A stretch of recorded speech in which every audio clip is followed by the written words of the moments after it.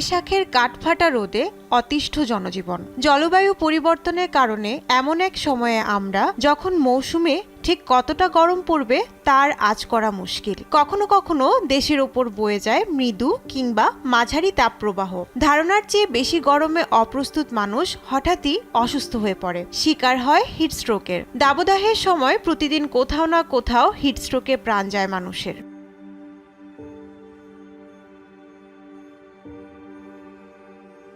মানুষের শরীরের তাপমাত্রা নিয়ন্ত্রণ করে মস্তিষ্কের হাইপোথ্যালামাস গ্রন্থি। অতিরিক্ত গরমে শরীর থেকে ঘাম নির্গত হয়ে তাপমাত্রা কমে। ঠান্ডায় এই গ্রন্থি বিভিন্ন হরমোনকে নিয়ন্ত্রণ করে রক্তনালীকে সংকোচনের মাধ্যমে শরীরের তাপমাত্রা বাড়ায়। এভাবেই শরীরের ভেতরের তাপমাত্রা ঠিক থাকে।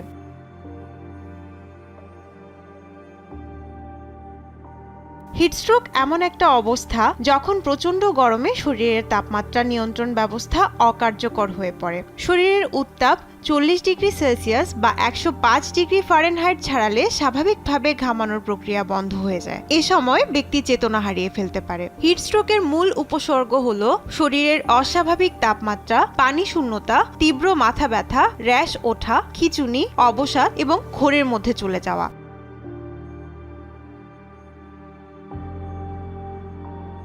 অতিরিক্ত গরমের সময় সুস্থ থাকতে হিটস্ট্রোক এড়াতে আমরা নানা রকম কাজ করে থাকি। এর সব কিন্তু সঠিক নয়। জেনে না জেনে অনেক ভুলও করে ফেলি আমরা।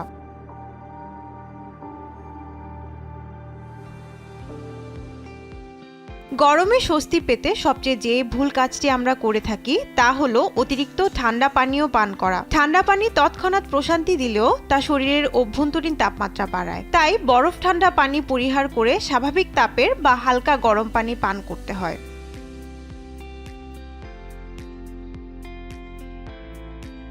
অনেকে কাঠফাটা রোদে ঘেমে নিয়ে বাসায় ঢুকে তড়িঘড়ি করে ঠান্ডা পানি দিয়ে গোসল করে। এতে অবিলম্বে উপশম পাওয়া যায়, কিন্তু ঠান্ডা পানি রক্তনালী সংকুচিত করে শরীরের তাপ সংরক্ষণ করে রাখে, যা কিনা দুর্ঘটনার ঝুঁকি বাড়িয়ে দেয়। গরমে তাই বাইরে থেকে আসার পর আগে দেহকে ঘরের তাপের সাথে খাপ খেতে দিতে হবে। কিছুটা সময় পর স্বাভাবিক তাপমাত্রার পানি দিয়ে গোসল করুন।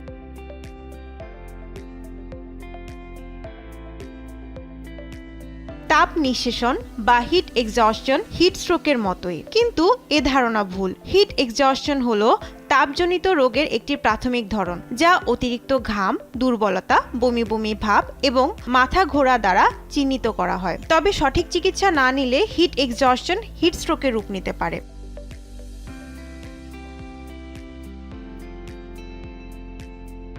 হিটস্ট্রোকে আক্রান্ত ব্যক্তিকে দ্রুত ঠান্ডা করতে বরফ শীতল পানি দেওয়া হয়। এটি কিন্তু মৃত্যুর কারণ হয়ে দাঁড়াতে পারে। আক্রান্ত ব্যক্তিকে দ্রুত ঠান্ডা জায়গায় নিয়ে যান, অতিরিক্ত জামা কাপড় সরিয়ে ফেলুন বা ত্বক ঠান্ডা ভেজা কাপড় দিয়ে মুছে নিন।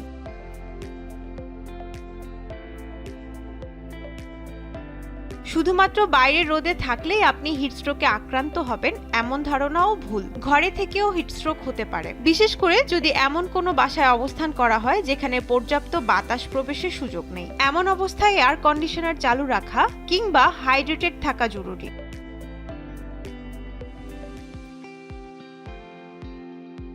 হিটস্ট্রোক থেকে বাঁচতে কিছু বিষয় মাথায় রাখা ভালো।